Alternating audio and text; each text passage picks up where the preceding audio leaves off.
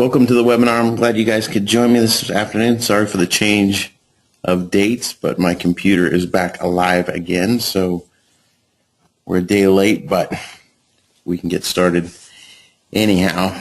I'm Tim Terrio, founder of Terrio Physical Therapy and creator of the TERRIOFit Challenge. Today we're going to be talking about mindset, so hopefully you guys have been making your workouts and following your nutritional guides and your meal plans, and then following along in the book too, in the workbook, and doing the assignments. Oops, wrong button. So today, a quick review of what mindfulness is. Mindfulness is just the non-judgmental awareness of what is happening in our present moment. It's just the awareness of ourselves. So you've heard this over and over again, and you're going to hear it a few more times just so we learn to talk more about it.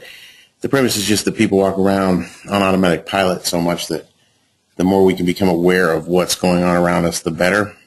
So hopefully your awareness gauge is increasing over time and you're starting to become more aware, especially with your nutrition and eating, how much you're eating, how often you're eating, that you're following the meal plans, and that when you do eat something that you shouldn't, you're at least aware of it, and then you can move on to correcting your nutrition. And also with your exercise, your coaches will be harping on you about your technique. It's really important at the early phases that you get that feedback just to do the exercises the correct way.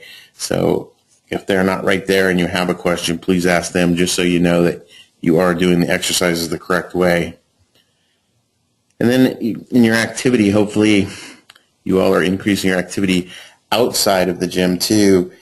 It's been shown, again, recent research that prolonged sedentary activity is a health risk for us, and if we can break up our day with bouts of even 5 to 10 minutes of movement, that has a cumulative effect and can help us over time get to our goals.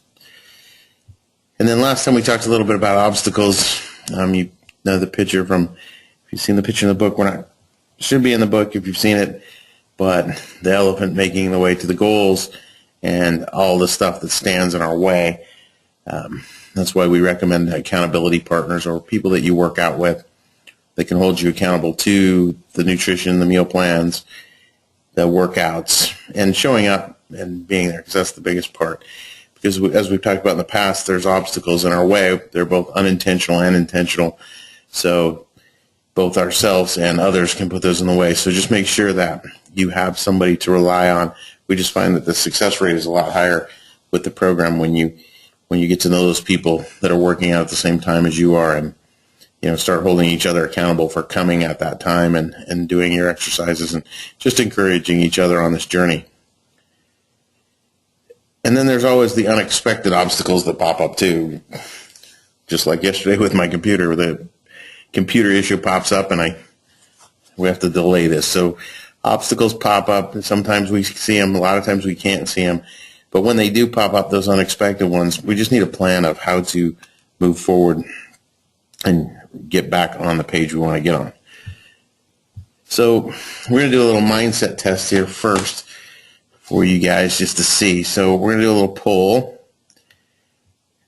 I'm going to ask you this first question. So the first question is, you are a certain kind of person no matter what you do, you cannot change that. So go ahead and answer. I just put that poll out there. Either yes or no, do you believe that you are a certain kind of person and no matter what you do, you can't change that? So I'll give you guys a few minutes to answer that poll question. And here you go.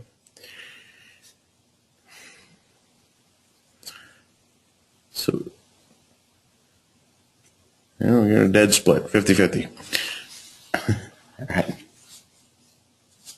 All right, good. So everybody's in. Looks like how many people are in?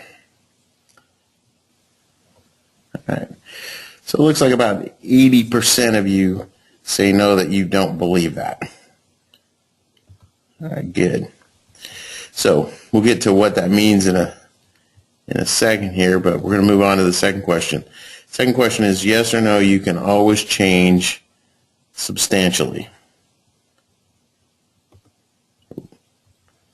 Hold on.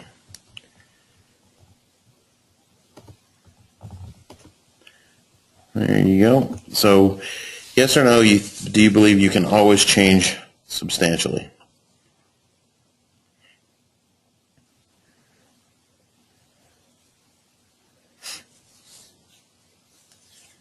Okay, so it looks like we're at about 80% yes on that side and 20% no's. So I'm going to close that one. Go back over and advance the slide. Third question is, you can do things differently, but the core of who you are remains the same.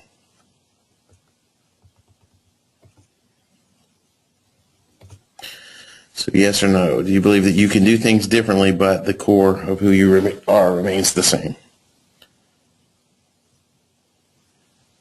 2, 3. Everybody's quick on that one. So it looks like you guys are all in agreement with that one. And then finally, the fourth question, you can always change the basic things.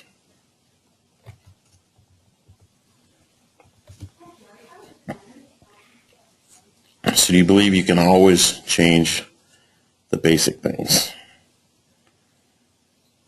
Again, we'll give you guys a few more seconds to answer that. Okay, perfect. So it looks like 75% are you saying yes, you believe you can change the basic things, and 25% are saying no. All right, well, awesome. Thank you for doing that. So now let's move on. So what does it mean? Well, basically, there's two major kinds of mindsets. There's fixed mindsets, and if you agree with 1 and 3, if you said yes to 1 and 3, that's a fixed mindset. And if you said yes to 2 and 4, means you have a growth mindset. And then anything in between, if you were any other combinations, then I call you a migrator, where you're for some things you will be more of a fixed mindset, and for other things you're a growth mindset. There's certain people out there that are fixed mindset on everything, and other people that are growth mindset on everything. And then there's the majority of the people that on some things they're growth, and on some things they're fixed. So those are the migrators. So you're in that category. So what it means is, the importance of that is just that, number one, like we talked about mindfulness, that you're aware of that. That you're aware that you have a predisposition to have a fixed mindset or a growth mindset. And then as each incident comes up, you need to look at, does this fit more? If you're a migrator, does it fit more with the fixed mindset or more with the growth mindset? And the reason that's important is because when it comes to goal setting, you probably all have seen these specific, measurable, attainable, relevant, and time-bound goals. That's the SMART goals, they call them. And it's a good thing, specific, measurable, attainable, relevant, and time-bound. But it doesn't take into account your mindset. So fixed mindset people are black and white people. They're if-then people. They want to know, if I do this, what's the reward? So they do really well with if-then goals.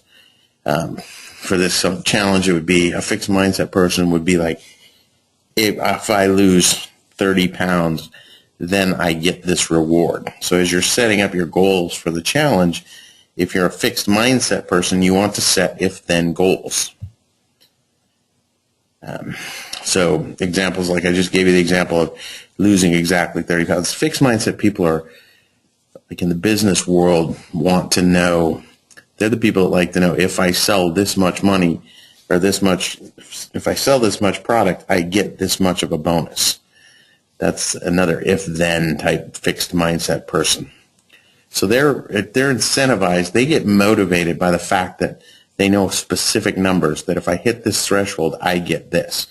So for the challenge, if you're a fixed mindset person, you would set your goal that if I lose 20 pounds, 30 pounds, then I'm going to reward myself with whatever that happens to be, a trip, or hopefully not food related, so a trip or dinner or something else.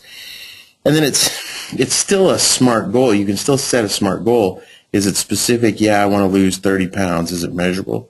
Yeah, we're going to know exactly, I can weigh and know how much weight I lost. Is it attainable? If you have over 30 pounds to lose in how many weeks? In 10 weeks, 30 pounds is very attainable. Is it relevant? Well, it is if you're a person that wants to lose 30 pounds. And then is it time bound? Yeah, because you want to lose it by the end of the challenge or 9 weeks away from now. So that's a smart goal for a fixed mindset person. So what if you're a growth mindset? Well, growth mindset people prefer mastery goals.